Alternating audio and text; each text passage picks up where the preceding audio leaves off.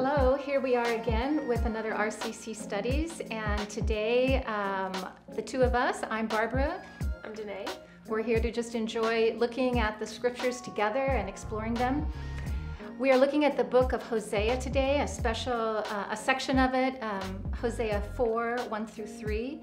And why don't you give us a little background on the book?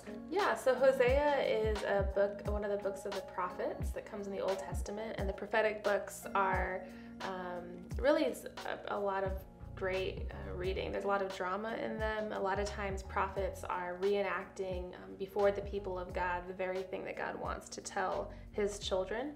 And so Hosea is an interesting story in that he has been asked by God to marry a prostitute. So the first 3 chapters of the book is really the story of Hosea pledging his love and loyalty and marrying a woman who's a prostitute, a known prostitute in the land, who then continues to commit adultery. And they have children, and you kind of walk through this story and you feel the emotion, the pain, the tension. So God's people would have been hearing this, reading this, and seeing it play out in a way that was, much like, the types of literature we might read or things that we might think, and as you're watching it, it's a lot of it is almost hard to believe and hard to imagine. And so we show up at chapter 4, and God turns his attention to his people and saying, actually, what you just heard or what you're witnessing these last 3 chapters really isn't about Hosea and his wife. It's about you, God's people. Right.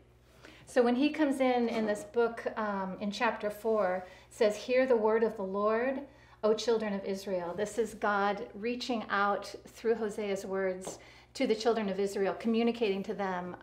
Throughout the whole book, he's wanting to draw them back to him. And so he starts by saying that he has an argument, he has a controversy with them. Yeah, I think some of the things that I noticed initially is just the relational language. So there's no faithfulness, steadfast love, no knowledge of God in the land.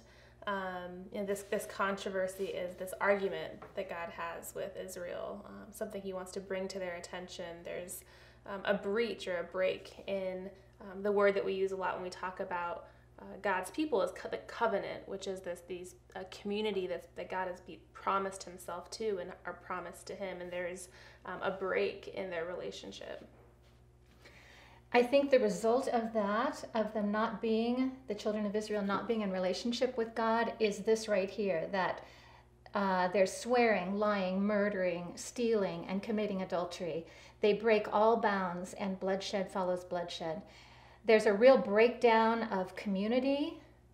Let's see if I can write that here. Can't read it. Breakdown of community there. Here's a breakdown of a relationship, a vertical relationship. Here's the breakdown of the horizontal relationship.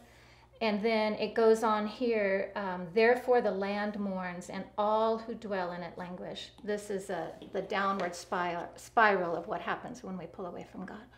And a lot of times throughout the prophetic books, you see a lot of this language where you have God, his people, and the land. Where you will see the interwovenness of the God's promise to his people to be their God and them to be his people. That relational, that union is directly related to then their community with one another, and that is always tied to the land. And so even in this passage, you see, as Barbara was talking about, this disintegration of their faithfulness and being steadfast in their love to God leads to the breach and brokenness, these fractures with one another. And then there is the reality of how that plays out throughout their whole community, throughout the land. You can walk around and see the devastation and the results of sin and brokenness. I think one of the things that comes out to me in the book of Hosea is the passion of God. His longing for his people, and this description here of all these things that happen as a result of them pulling away from him breaks his heart.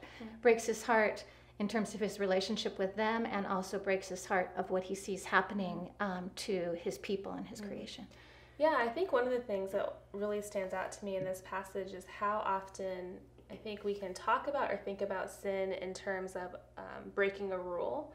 which is a part of sin. But what you see consistently as God is revealing himself to his people is that it is a breach of relationship. It's a rupture of the communion and fellowship that God has with his people. And it's not his rupture. He's present. He's there. They are turning away. And so much of that language is in the end of Hosea, return to me. They're turning away. And so a lot of times when we're thinking about, even in this passage, there's much here to pause and contemplate and confess of our own complicity, is that the word? Complicity? That's good enough. You know what I'm saying? Our own sense of that same emotion that we're meant to feel when you watch Hosea be betrayed again and again by his wife. That same feeling we're supposed to hold in terms of this is what our idol worship, our loyalties and desires being given over to other things besides God is supposed to feel that weightiness of betrayal to God. And that's really what sin is. It is, it's not just this like stain on you that a lot of times we need to be, it is, God is cleaning us, but there's the reality of the heaviness, the sorrow, the union that God wants with us is disrupted as we, his children, both individually but also corporately, and that's really what this passage is about. As God's people, reject him and put our trust in other things, put our trust in some of the things we see here in this passage. I think usually when we sin, we think we're making an independent choice. We think we're choosing something that's going to cause us to flourish. We think that we're going to be better off. And this passage, God is saying, no, really, it's just the opposite. I'm the one who has life. I'm the one who has all the good things. Absolutely.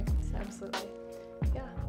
Well, thanks for joining us. Read the whole book of Hosea. It's really a wonderful book to spend some time in. We hope you will. Yeah. Bye.